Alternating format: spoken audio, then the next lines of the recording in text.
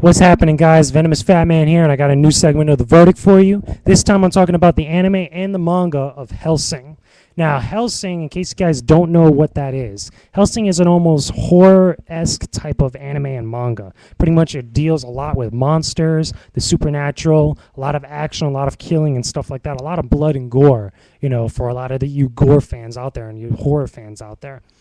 But Hellsing pretty much is about this vampire that's called Alucard. Pretty much, reverse, it's Dracula for the most part, that works for this actual organization called the Hellsing organization. And what they do is pretty much they hunt different types of demons and monsters that roam about the entire, city or world that they're in.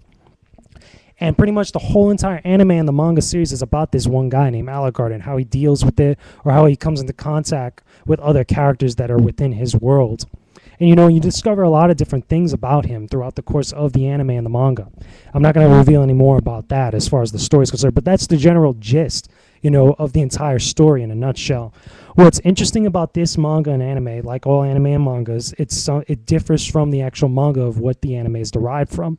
Meaning, in this case, which is much more of an extreme case, the anime only goes so far because they have two different series for the actual anime. I'm actually going to look it up right now for you guys and tell you the exact names for it. Because obviously the first anime is called Hellsing, but they have an actual second name to the actual second, to the second actual series, I should say.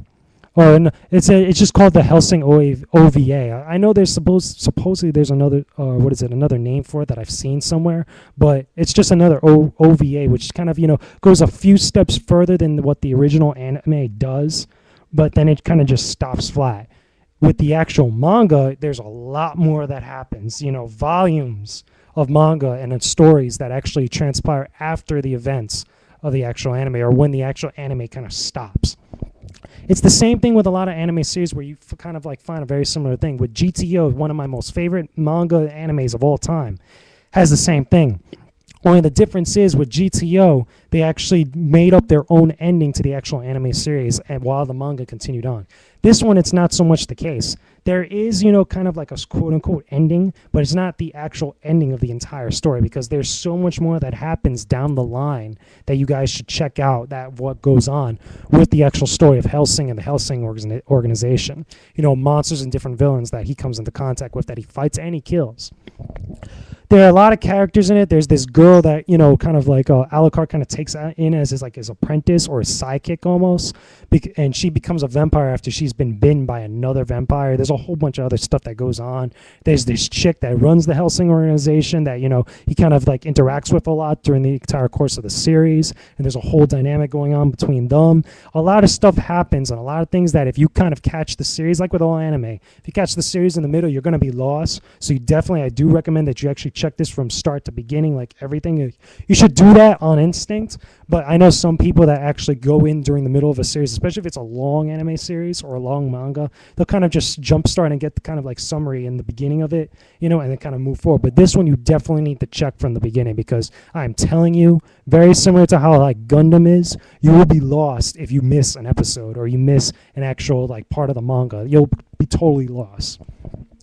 But overall, I think this anime is good. Even though I'm not a horror fan myself, it has definitely got a lot of action and stuff, and a lot of horror fans are really going to be pleased, especially with the different types of monsters and the animation, for those monsters and the choreography and the blood and the gore. You really get the sense that this is a really horror or big gory type of anime that really is going to really pop out at you with the most horrifying of things that they could possibly throw at you, because some of the monsters in this are pretty damn crazy and some of them look really cool. And when Alucard actually fights them, there's a whole bunch of kick-ass sequences that go on there. Definitely something you guys should definitely check out. But overall, I think the story is pretty good.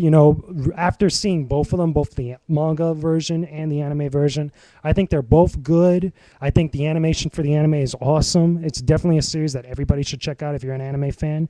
So there you have it, guys. That's my thoughts on the Hellsing anime and the manga. Leave your comments and video responses. I don't mind. Just keep it civil. Let me know about any other famous or any of your favorite, I should say, horror animes or horror manga. I know a lot of people seem to be really big fans of Karen or Chibi Vampire. I've did a review of that in the past. There's a bunch of other animes and mangas out there that are pretty much horror-esque. Very similar also, another one that a lot of people kind of tend to kind of disregard, Disgaea. which I know it's based pretty much an actual video game, you know, Disgaea 1 and 2 and stuff like that. But there's also an anime and a manga for that, which I'm not going to do a review on that now because I haven't really had time to actually really check it out. But that's something that another type of like horror anime that kind of people kind of just graze over because they think it's like, oh, it's just a game or whatnot. Well, it's actually a bunch of different stories and stuff. But back to Hellsing. Hellsing is awesome.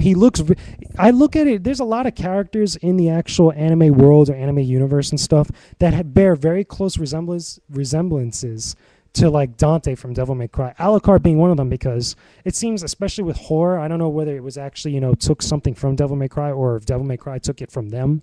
It's pretty much this red trench coat. Alucard, he wears a red hat to kind of like match his stuff, and he runs around with dual wielding guns and stuff, very similar to Dante and stuff. So I don't know which one got to it first and stuff, but I gotta say with Alucard, it really does look badass, and it kind of works really well with the world around him. So anyway, there you have it, guys. I hope you guys enjoyed this verdict. I'm out. Venomous Fat Man's gone. Enjoy your day. Be sure to check out Hellsing. Talk to y'all later.